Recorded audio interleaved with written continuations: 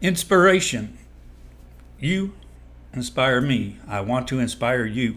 We can do that. I talked about being inspired by the Tour de France because of COVID. I was trapped, and I have a bicycle. I haven't had a car in 10 years. And I don't walk enough. So, I mean, that can be a problem. My heart's strong, but my legs, my hips, bicycling isn't weight bearing. So I need to walk more and ride a bike less. But one more thing about France. I love France. I loved being in Paris for a week at my girlfriend's friend's apartment. But I could walk. I could take the elevator down a couple of flights, walk 2 blocks to a open air farmer's market 5 days a week, something like that. Fresh food. It's important to a lot of cultures to go shopping, get good fresh food, make it, and share a meal. Human. In America, we're pushed to work, work, work, work, and get fast food. That's not living. That's living to work. We've been tricked. We've been tricked. And now we're kind of enslaved. 50% of America has 2% of the wealth. That's a sin. That's a crime. And we don't do nothing about it except elect rich people that cut taxes on the rich people. We're really bad citizens. I think we're good-hearted people, but shitty at voting. You vote for the rich. And sometimes the church will tell you to do that, which is insane. I love Jesus. I'm not a Christian, but Jesus is heroic. Jesus is inspiring because there's a lot of the stuff he said, loving each other, loving the stranger, loving your enemy. Wow. I mean, love is the guiding light. What did he say? Beware of those in the best seats in the long robes. He's saying beware of the powerful people in the church, or the people that come into the church and they're up front, the best seats. Beware of the powerful. That's what he's saying. I don't think he really supported organized religion as much as he supported love yourself, love your God, love each other. Love.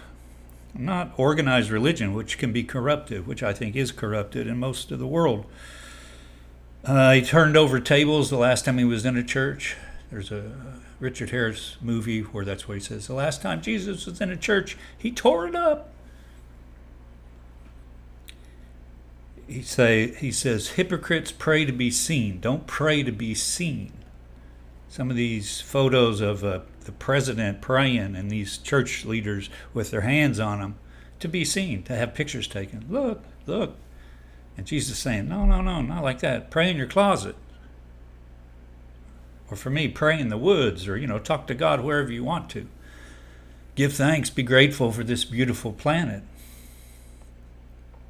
and the beautiful people that love you and surround you, and your own grace. Yeah. So I'm inspired by Jesus. I'm not a Christian. I've seen a lot of Christians that really love money, and I'm just kind of like, how can you be a Christian if you love money? So I'll just love Jesus, and I'll love Buddha or Maya Angelou or my mother or people I look up to and go, wow, that's Joseph Campbell. Watch the PBS, it's on YouTube, I think, Joseph Campbell interviewed by Bill Moyers. Love those two guys. Awesome people. Bill Moyers interviewing Joseph Campbell, who will tell you the Buddhists had a story of Buddha walking on the water 500 years before Jesus walking on the water. It's a story about purity. This idea that our guy was the real one that God sent. Well, God sent everything and everybody, including you and me. And we can learn from the wise, and we can learn from each other. You're wise. You have some wisdom. No question. We can act dumb, we can vote dumb, but that doesn't mean we are. They try to get you, Elon Musk paid $280 million to help get Trump elected. I'm sure a lot of that was on advertising saying trans people are coming. The boys are trying to get in the girls' bathroom. Now, they never talked about billionaires getting more and more money and average Americans, the middle class, shrinking, and average Americans working for shitty wages and being basically a slave, paying rent the rest of your life, not being able to have this middle class dream. That's not here anymore. And with robots and technology and AI, we're going to have to wake up and figure out how to have a good, decent, civilized, humane society. If a lot of these jobs are going to be done by technology, which is fine, that's okay. But we have to figure out, okay, so how are we going to live together with food, water, housing, safety, jobs, education, health care? It's not easy being a human being. It's not easy being a citizen. That's life.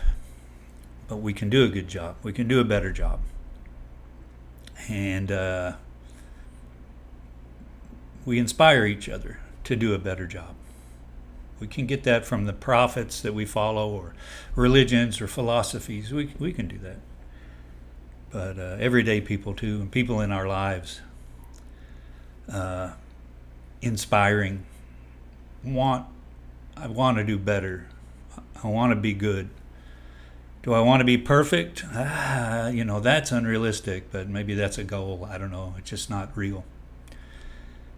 All right, 7 minutes. I'm going to stop this and do part 3.